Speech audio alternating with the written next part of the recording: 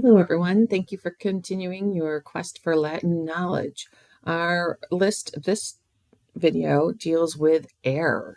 So you can see our first word, air, spelled A-E-R or A-I-R, and it is the Latin root for air.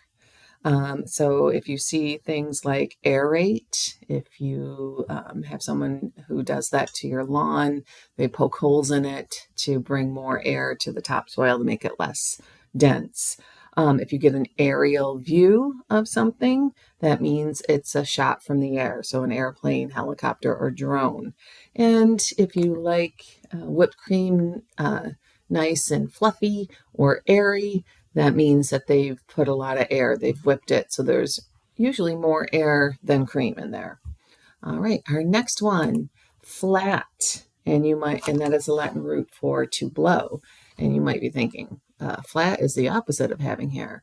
Yes, exactly. So you inflate it, you blow air into it to make it bigger, and then we can add the D prefix, which means to take away, and you deflate it. Next word, we have vent, which is to fan or to blow.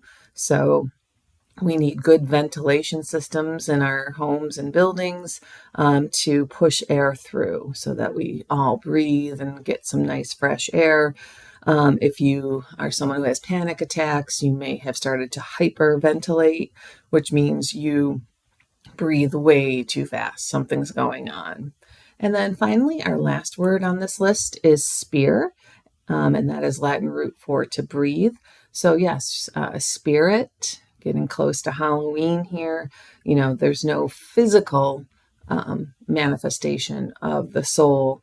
If we're talking about a spirit, it's like air, it floats in the air.